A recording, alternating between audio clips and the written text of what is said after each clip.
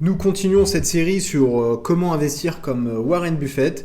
Et dans cette vidéo, nous allons plonger dans le monde des actions et découvrir ce qu'est une action et surtout comment elles peuvent générer de l'argent pour celles et ceux qui en possèdent, donc les investisseuses et les investisseurs. Donc pour illustrer cette explication, en fait, je vais prendre un exemple d'une société, une entreprise X, dont en fait le cœur de métier est de fabriquer des chaussures et dont la valeur totale de la société est de 2 millions. Cette entreprise a un besoin de 2 millions. Donc aujourd'hui, cette entreprise elle a une valeur de 2 millions et elle a également besoin de lever 2 millions d'euros pour acheter des machines, investir dans de la recherche et développement, recruter, etc. Aujourd'hui, cette entreprise, elle a 1 million d'euros à disposition, on va dire en cash, dans ses comptes, et il lui faut 2 millions. Donc si je prends la société, donc elle a 1 million à disposition, il lui faut 2 millions, grosso modo, il lui reste un delta de 1 million à trouver. La question qu'on va se poser, c'est comment est-ce que l'entreprise va faire pour obtenir ces 1 million d'euros sans faire appel au crédit du coup pour l'entreprise. Donc crédit, endettement, crédit, intérêt, donc ça peut lui générer un coût supplémentaire et des fois il y a des entreprises qui ne veulent pas s'endetter, donc elles veulent trouver d'autres moyens de lever cet argent sans faire recours au crédit ou à l'émission d'obligations. Donc qu'est-ce que va faire l'entreprise? Donc pour se financer, en fait, l'entreprise va sans faire appel au crédit ou à l'émission d'obligations, en fait, l'entreprise, elle va, dans un premier temps, dans le processus interne, elle va discuter avec ses investisseurs privés en interne et ils vont décider si oui ou non ils vont ouvrir leur capital en émettant des actions pour 49% de la valeur de l'entreprise. Donc là, si je regarde sur le graphe, je prends 49 plus 51, on va dire que ça représente 100% de l'entreprise. Et ce que va faire la société, c'est qu'elle va prendre 49% de grosso modo du capital et elle va émettre des actions sur 49% grosso modo de la valeur de l'entreprise. Pourquoi est-ce que l'entreprise va émettre des actions pour 49% et pas pour 51%? Tout simplement pour garder le contrôle par exemple du conseil d'administration, parce que si elle ouvre son capital à la majorité, c'est-à-dire que s'il y a des actionnaires qui prennent la majorité en ayant par exemple 51% de majorité, ou des actionnaires qui se rassembleraient pour obtenir les 51%, en fait, ils pourraient tout simplement faire un coup au conseil d'administration et prendre le contrôle tout simplement en décidant de virer le PDG et de changer la stratégie de l'entreprise. Donc en ouvrant uniquement 49% du capital, l'entreprise garde le contrôle, notamment au niveau des droits de vote, sur les 51%. Donc en gros, qu'est-ce que va faire l'entreprise?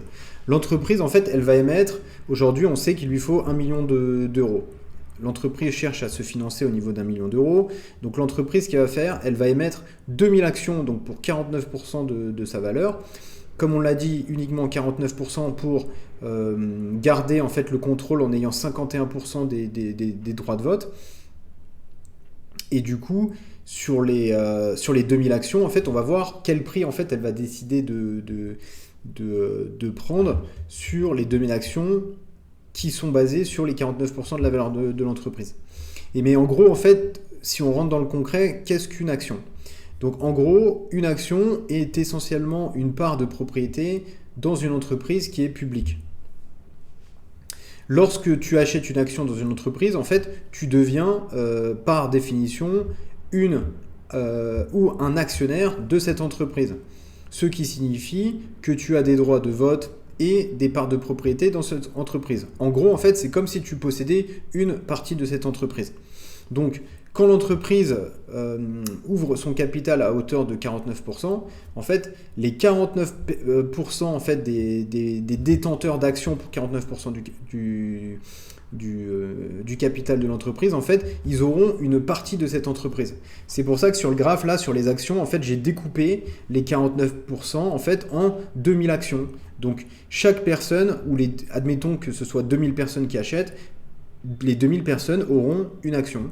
Ou bien évidemment, on pourra avoir un gros investisseur qui lui viendrait, ou plusieurs fonds qui viendraient et qui achèteront en fait les 2000 actions via par exemple 3 gros fonds, BlackRock, etc., Vanguard, etc., Fidelity, qui viendront et qui achèteront en gros 1000 actions, 500 et 500. Ça peut être éventuellement une éventualité. Donc dans cet exemple, en fait, comme on a dit tout à l'heure, donc l'entreprise pour lever, c'est 1 million d'euros. L'entreprise ouvre son capital à hauteur de 49%. L'entreprise va émettre 2000 actions. Et ces 2000 actions, en fait, elles vont représenter 49% du capital pour une valeur totale de 1 million d'euros. Donc en gros, l'entreprise, sans faire recours à un crédit, elle va tout simplement émettre des actions et elle va vendre une partie, grosso modo, de son entreprise à des investisseurs sur les marchés. Donc là, dans cet exemple, on a 2000 actions qui ont été émises par l'entreprise.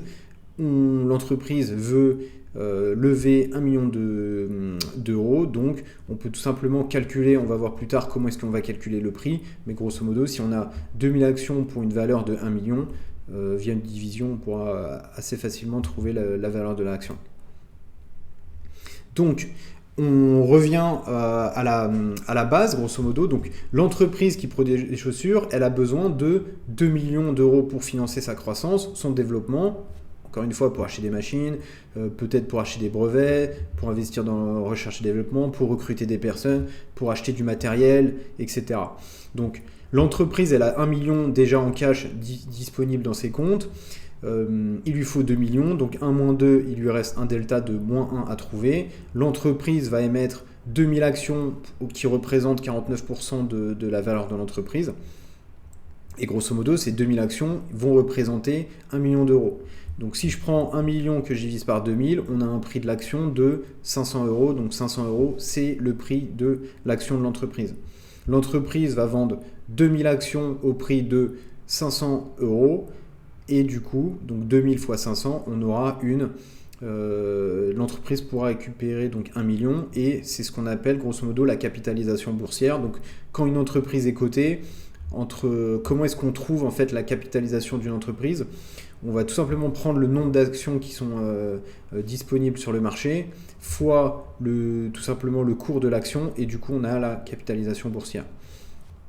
Donc par exemple, si on prend en France, je crois que les deux plus grosses capitalisations boursières à l'heure actuelle, je crois qu'on a LVMH, donc Louis Vuitton, et en numéro 2, il me semble qu'on a L'Oréal. Donc pour avoir la capitalisation de ces grosses boîtes, on va prendre tout simplement toutes les actions qui sont disponibles sur le marché, on va multiplier par le cours et du coup on aura la capitalisation qui bien sûr peut fluctuer au fur et à mesure du temps. Donc plus le cours de l'action est cher, et haut, plus la capitalisation sera forte, plus l'action descend, baisse, plus le cours de la capitalisation baissera en conséquence. Donc, comment est-ce que les actions permettent de gagner de l'argent? Donc les actions, en fait, pour les détenteurs et détentrices d'actions, en fait, les actions vont générer du dividende.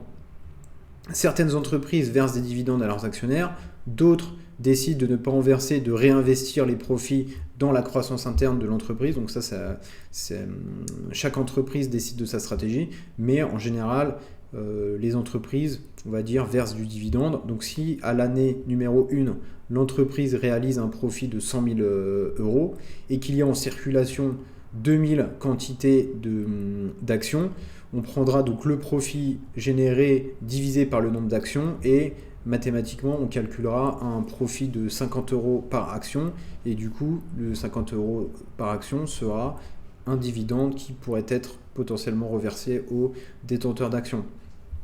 Donc les dividendes sont des paiements en espèces effectués aux actionnaires en fonction des bénéfices de l'entreprise. Donc en gros, plus tu as des actions, plus tu recevras de dividendes. Bien entendu, là, quand on parle d'espèces, c'est tout simplement un paiement cash sur le compte du courtier. C'est pas du liquide qui est envoyé par la poste. C'est l'entreprise qui va payer le courtier qui reversera un paiement en cash directement sur le compte du broker. Ensuite, qu'est-ce qu'on a? On a bien entendu, comme je l'avais dit tout à l'heure, on a les droits. Quels sont les droits d'un actionnaire? En fait, quand un actionnaire détient des actions, bien entendu, il a une capacité de vote aux assemblées générales. Donc les actionnaires ont le droit de participer aux assemblées générales des entreprises et de voter sur des questions importantes. Cela, bien entendu, peut influencer les décisions de l'entreprise, ce qui peut indirectement avoir un impact sur sa rentabilité. Donc, tout à l'heure, je parlais des 49%. Admettons qu'on a le schéma inverse où le capital est ouvert avec une majorité de 51% au public. Donc, si on a un rassemblement d'investisseurs et pour 51% et qui décide par exemple de renverser le conseil d'administration, c'est quelque chose qui est tout à fait possible et qui est déjà arrivé par le passé. Et c'est pour ça qu'en général, les entreprises essaient de se couvrir en gardant la majorité d'actions pour avoir un pouvoir au conseil d'administration et pour éviter de se faire renverser. Donc, qu'est-ce qu'on a? Donc là, aujourd'hui, on a sur ce graphe-là, on a un peu le workflow grosso modo de comment est-ce qu'on achète et comment est-ce qu'on vend une action.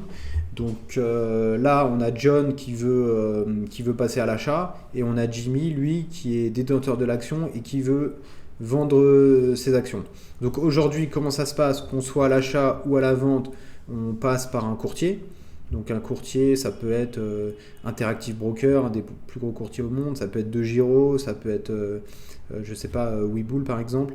Donc ces personnes-là vont se connecter à un courtier et Jimmy, lui, il veut vendre son action, donc il va se connecter à son courtier, il a déjà une action, il va passer son ordre de vente sur son courtier et son courtier, lui, il est en contact, il est connecté directement à l'échange. Donc l'échange, là par exemple, si c'est l'échange US, ça va être le Nasdaq, le New York Stock Exchange. Là, j'ai mis une illustration de Wall Street pour illustrer le marché américain. Et lui, John, il va passer sa consigne d'achat également via son courtier et il va mettre son prix. Donc, par exemple, il va soit acheter au marché ou il va mettre une limite sur son achat. Et du coup, s'il y a un match entre le prix qu'il a mis sur son action et le prix que Jimmy veut vendre, pareil, lui il peut vendre avec soit au marché, soit avec un limit order, et s'il y a un matching entre les deux, hop, il se fait directement exécuter par le marché. En grosso modo, c'est comme ça qu'on peut acheter ou vendre une action. Bien sûr, j'ai ultra synthétisé, mais grosso modo, c'est comme ça. Et du coup, juste pour revenir, et au niveau du workflow, qu'est-ce qu'on a? On a effectivement Jimmy qui passe son action, qui passe son ordre, ou John qui passe son ordre, hop, l'ordre est envoyé au courtier et s'il y a un matching, on a directement une exécution. Donc, toujours par rapport à l'achat-vente et par rapport à la plus-value, donc comment est-ce qu'une entreprise, une action peut également permettre de gagner de l'argent? Donc, les actions peuvent générer de l'argent grâce tout à l'heure, on a parlé des dividendes, mais aussi à l'appréciation de la valeur de l'action. Donc, si le prix de l'action augmente au cours du temps, tu pourras vendre tes actions à un prix beaucoup plus élevé que celui que tu as payé du coup à l'achat initial, ce qui te permet de réaliser un profit qu'on appelle une plus-value. Donc là, on prend l'exemple de Jimmy. Donc Jimmy, initialement, il a acheté son action à 600 €. Il a touché un dividende de 50 €. Son investissement, en fait, au prix d'achat, il l'avait acheté à 500 €.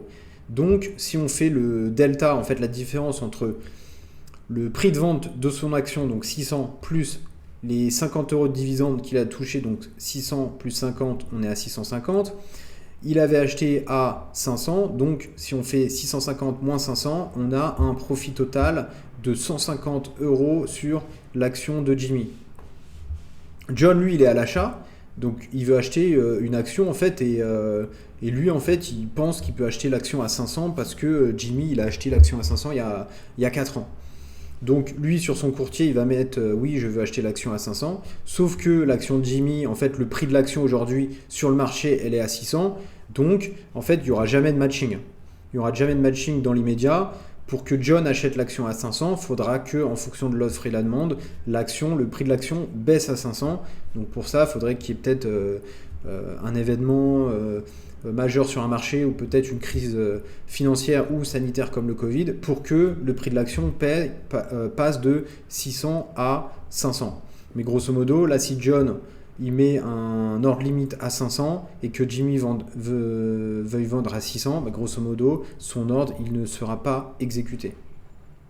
Et grosso modo, pour la faire simple, le profit de 150 € pour Jimmy, c'est ce qu'on appelle une plus-value. Donc, comment en gros les actions génèrent de l'argent? Donc concrètement, on a trois parties. Donc la première partie que tout le monde connaît, c'est les dividendes. Donc bien sûr, certaines entreprises, elles décident de verser des dividendes à leurs actionnaires. Les dividendes sont des paiements donc, en espèces effectués aux actionnaires en fonction des bénéfices de l'entreprise. Donc si l'entreprise fait beaucoup de bénéfices, le dividende sera élevé. Si l'entreprise fait moins de bénéfices, le dividende sera revu en conséquence. S'il y a des événements, on va dire, majeurs, comme par exemple la crise du Covid, pour se protéger, les entreprises peuvent décider de ne pas verser de dividendes pour protéger financièrement l'entreprise. Et bien entendu, plus tu as d'actions pour une entreprise qui verse des dividendes, et plus tu recevras des dividendes si, bien sûr, encore une fois, l'entreprise décide d'en verser. Au niveau de la plus-value, les actions peuvent également générer de l'argent grâce à l'appréciation de valeur. Donc si le prix de l'action augmente, tu pourras vendre tes actions à un prix plus élevé que celui d'achat, ce qui te permettra de réaliser un profit qu'on appelle une plus-value. Donc c'est ce qu'on a vu tout à l'heure avec l'exemple. Action achetée à 500, vendue à 600, sachant qu'il y a un dividende qui a été touché, le delta, plus-value, total, en incluant le dividende, 150 €. Et bien sûr, il y a une partie qui est un peu moins connue, c'est la partie liquidation. Donc en cas de liquidation de l'entreprise, les actionnaires ont le droit à une part des actifs restant après le paiement des créanciers. C'est-à-dire que si l'entreprise a beaucoup d'assets, a beaucoup d'actifs, bah ça pourrait également être une source de revenus si l'entreprise passe en liquidation. Quels sont les risques au niveau des actions? Donc, il est important de noter que les actions comportent également des risques, notamment la perte de valeur de tes investissements si le cours de l'action diminue, ou bien entendu même si une entreprise fait faillite, l'action peut passer tout simplement à zéro et tout l'investissement sera perdu. Et bien entendu, il y a d'autres risques qui sont associés aux entreprises, aux risques marchés. C'est tout ce qui est risque géographique, géopolitique, sectoriel, politique, sanitaire également. Tout à l'heure, je parlais du Covid, donc ça, c'est un risque également sanitaire. Et bien entendu, il est essentiel de diversifier ton portefeuille pour minimiser ces risques. Donc, diversification multisectorielle, géographique également. On peut détenir des actions sur des entreprises qui sont cotées en Asie, des entreprises qui sont cotées aux États-Unis, côté en Europe, et le fait d'avoir comme ça, d'être orienté sur différents marchés permet également d'être couvert sur un risque géographique ou sur un domaine particulier par exemple. Donc, comment investir dans les actions? Donc, comme j'ai dit tout à l'heure, donc là on a deux personnes, donc Jimmy, lui tout à l'heure il était à la vente, John, lui il est à l'achat. Comment est-ce que ces deux personnes communiquent avec les échanges? Donc là, je parlais j'ai mis l'échange américain là, mais j'aurais pu très bien mettre l'échange Euronext par exemple pour l'Europe ou NSI pour l'Inde. Donc pour investir dans des actions, tu peux ouvrir un compte de courtage en ligne. Donc là, j'ai mis des exemples. J'ai rien à gagner, j'ai rien à vendre et je suis pas affilié à ces courtiers, mais Interactive Broker, c'est l'un des plus gros. DeGiro, il est quand même pas mal connu également en Europe. Et donc du coup, en ouvrant ces types de comptes, là j'ai mis le troisième, c'est Webull, mais ça c'est plutôt sur le marché Hong Kong, US aussi par exemple. Donc tu peux ouvrir un compte de courtier pour interagir justement avec les différents marchés. Bien entendu, il y a des courtiers qui donneront accès à des marchés asiatiques, australiens, etc. versus d'autres courtiers qui seront purement, on va dire, sur le marché France. Bien entendu, quand on demande à accéder à des marchés genre Londres, Zurich, etc., il peut avoir des coûts supplémentaires de connexion marché, des coûts qui sont généralement annuels. Et du coup, pour passer ces ordres, il est primordial de passer par un courtier comme ceux qu'on a sur l'écran, bien entendu, il y en a d'autres. Et il est primordial d'effectuer, avant d'investir, des recherches au préalable sur les entreprises dans lesquelles tu souhaites investir, en utilisant par exemple, en France, il y a un très bon site, c'est Zone Bourse. Bloomberg, bien entendu, c'est la référence. Bloomberg, Reuters pour tout ce qui est data marché.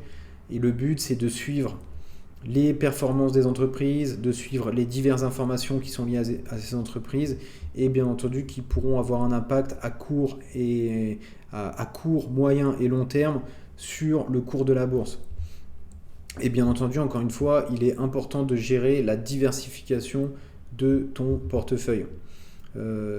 C'est vrai que quand on est ultra concentré, quand l'action est à la hausse, on a un profit qui est, on va dire, concentré aussi. Par contre, si l'entreprise subit une baisse, effectivement, là, la baisse au niveau du portefeuille, elle sera extrêmement concentrée. Donc c'est pour ça que la diversification est importante.